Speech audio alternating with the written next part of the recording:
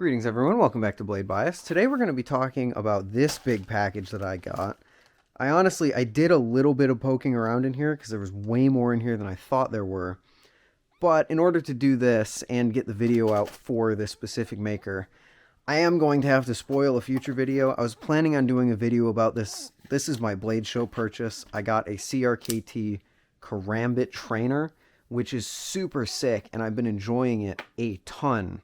I'm going to do a dedicated video, just probably like the Is Weird series, Karambits Are Weird, where I was going to save the reveal of this for that, but the reasons I'm doing this you'll see in a second. In order to make this video make sense, I just have to show you guys this. This is my first ever Karambit trainer, first time I'm ever messing with one.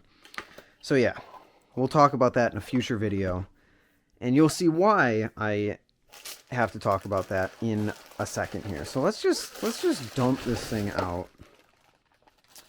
Yeah, make more sense now? Okay, anyway, let's put that package down there and talk about this. Now, this is a package from Knivesmatter on Instagram. He also sells stuff on Amazon. He's most well known for these replica CSGO Ballies and Karambit knives and all that. Now, I did tell him not to send me one of these things because, like, I'm not going to use it that much. But let's check it out anyway.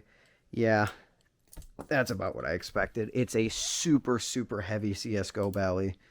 Although, to his credit, he said it wasn't for flipping. So I'll maybe find a place to display this somewhere.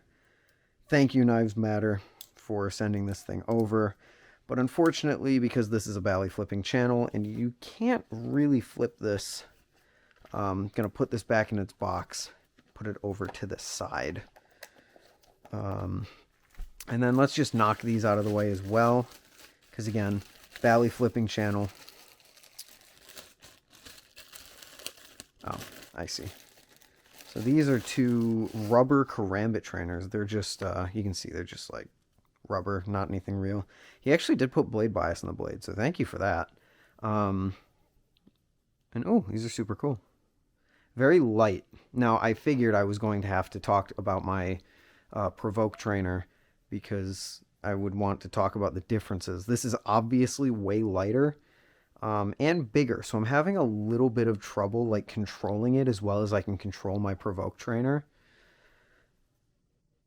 And it is noticeably lighter. It noticeably carries a little less momentum because, you know, rubber. That just makes sense. I do want to put the disclaimer out there that I am not at all experienced with Karambits or Karambit trainers for that fact. So, just looking at this from a very basic standpoint, I do want to learn. Like, you guys should expect to see more Karambit content on Blade Bias because I want to learn tricks. Because just this little like rebound that I can do is already fun enough for me to warrant learning more about them. And, you know, spending money on one of the coolest Karambits I've ever seen in trainer form. So yeah, these are cool. Bit too light. I like the heft of the Provoke, and I like the controllability it provides. This feels like it's just going to like rise up my finger and fly off. But still very, very cool. I like the fade on this one. Feels well made for rubber. I don't know how much these things cost off the top of my head, unfortunately, but I imagine they aren't too much. I don't want to say anything because, you know, I don't know that for a fact. But let's get down to the two packages that I'm assuming that you guys are going to care the most about. Yes. So this is a Bally called the Tech Noir. And this is extremely interesting for a few reasons. How do I open this? Is there like a sticker? It feels like there's a sticker here. Ah, there is. I'm just gonna, let's just do that. So you might notice there's no pivots, and that's a little bit interesting to me. These are available on Amazon. I believe they're about like $55 to $65 depending on how you spec them out. And Knivesmatter wanted to send them over because he wanted to get my thoughts on them. Probably wanted to get some eyes on them as well in the Bally community because he said he was specifically focused on making a Balisong that actual Bally flippers would enjoy because, you know, we don't like the CSGO knives. And I think it's pretty obvious why we don't like the CSGO knives. They're heavy and they're curved, and that is just doesn't make for a good flipping experience. So this is a Bally that has pivots, but they're underneath a G10 inlay that, as far as I can tell, isn't supposed to come out. I mean, I can confirm that by, let's just like... Yeah, so these have to be glued in somehow. And I think Knivesmatter did mention that he does glue them in. But this is not like a snap and replace kind of thing. Pretty sure these are glued in. Now, I'm ridiculously interested to see... Oh, I shouldn't flip it yet. How the tolerances hold up. Because, you know, like pins from old Amazon Balisongs weren't very liked because you couldn't adjust them. And this still runs on bushings and has pivots, but you can't access them. The tolerances are immaculate off the bat. But like, I don't know. I initially went into this thinking that there weren't pivots at all.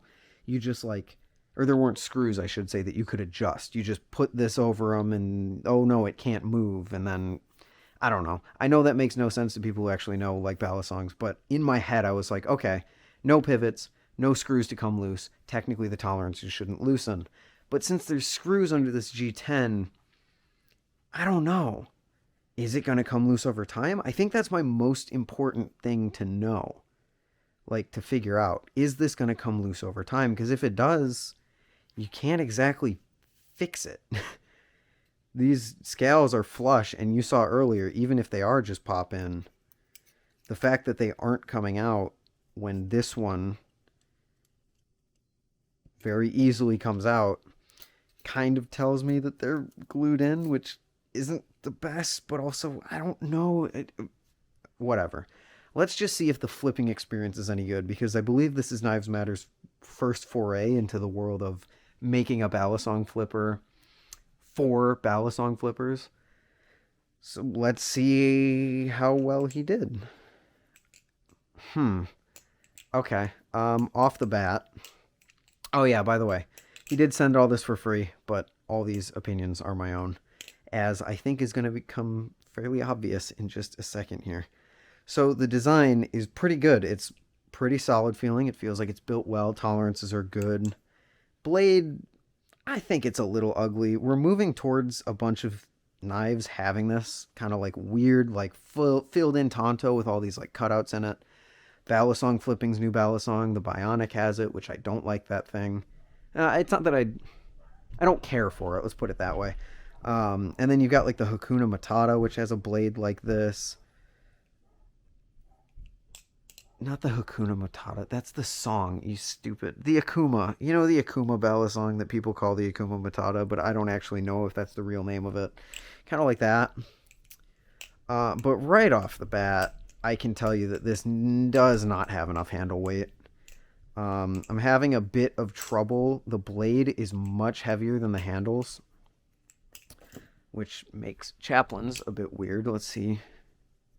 Yeah, which makes Chaplin's a bit weird. It could also be pivot weight, but like I'm noticing a distinct lack of pull from the handles, whereas I'm noticing a huge pull from the blade, especially in fans.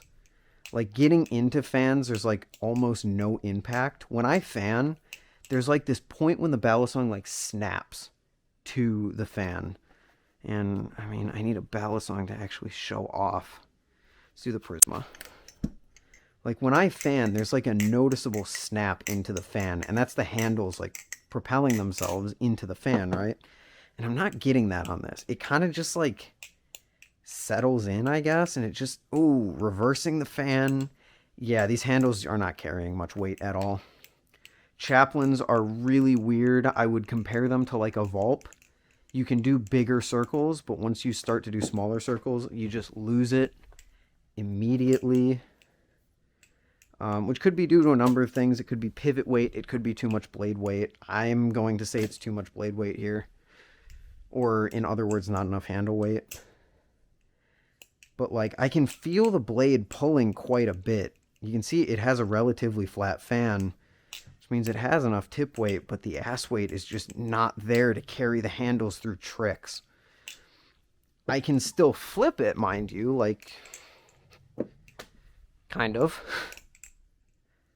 I can still flip it, but there is something distinctly uncomfortable about this flipping experience. I hope Knivesmatter is going to be taking feedback from this video, because I think there is honestly a lot of work to do here.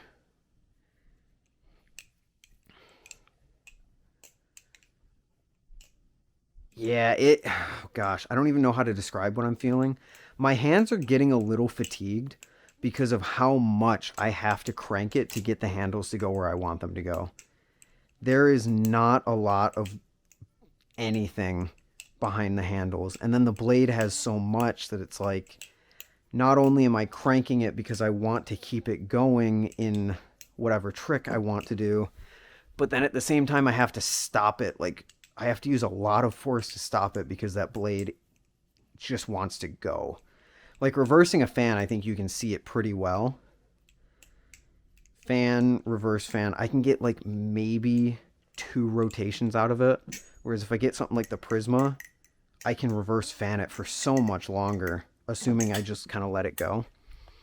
Normally I don't do too much than more like 2 rotations, so it's not the worst. But this thing is easy to stop, easy to reverse the direction, and feels very controllable. Whereas this thing, it takes a lot of energy to stop, and then it just like peters out. Like, I'm just letting it go on that. It just kind of peters out on that.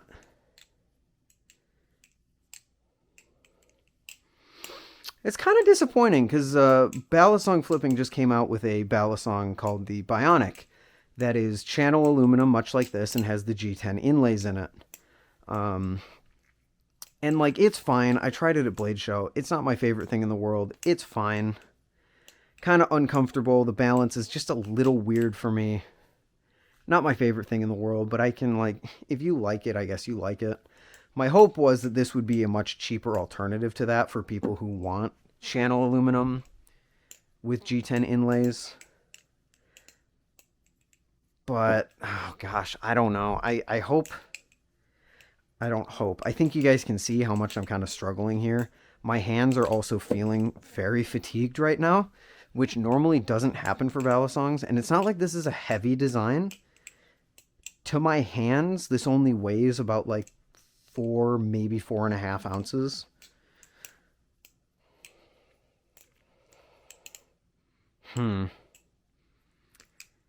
I can feel potential here. The build of it is very good. The design of it feels good in the hands. Like, it's comfortable to chaplain. It's, the G10 actually feels pretty nice for a cheap Balisong like this. The handles feel solid. The aluminum is, like, pretty nice. Except for this weird blemish right here. I'm not really sure what that is. But just this flipping experience, it's very unbalanced. I would actually be really surprised if I could get a 0G chaplain on this. Okay, you see how much I have to freaking struggle to do that. Whereas if I get something like the Prisma, it's like, you know, I can at least get a rotation or two just like barely moving my hands before I drop it. There we go. And then we go back to this. If we try to do that same thing, it's like, no, that's not happening.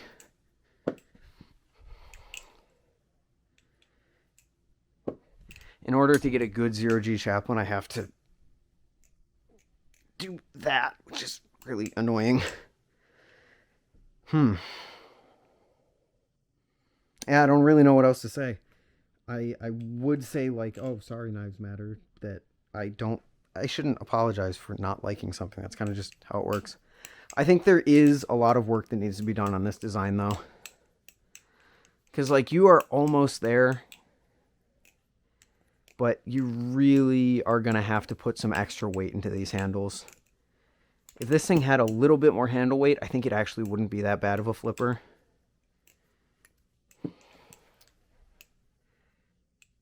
But yeah, I would try it without the G10 inlays, but I think this is going to be a very similar story. Even worse so, actually. And I'm sure you guys can't even see me flipping this because it's black on black. Yeah, this is even more handled, or The handles carry even less momentum here, which means that flipping this thing, oh my god.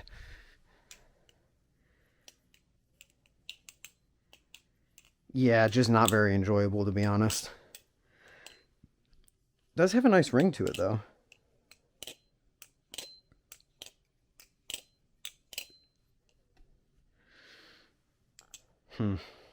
Alright, well, I don't really know what else you could do, because it looks like he has a lot of channel weight here. But this blade is just carrying so much, because I think this is steel, and since this has just so much mass to it, because these hole cutouts are kind of small, the balance on it is it's just not there. Pretty even weight distribution, but just a very noticeable kind of gap between the weight of the blade and the weight of the handles. So yeah, I think that about covers it. This is the Tech Noir from Knivesmatter on Instagram. You can buy it on Amazon. Quite honestly with you, in this current form, I wouldn't recommend it, which is actually... Yeah, no. There are better things on Amazon for like $10 more, and I would recommend them quite a bit. So yeah, maybe he'll make changes in the future. I'm not sure. But thank you so much for watching. Thank you again to Knivesmatter for sending these over. Fortunately, that is just how first impressions go sometimes. These Karambit things are cool, though. So, you know, see you guys in the next one. Thanks for watching, and I'll see you later. Peace.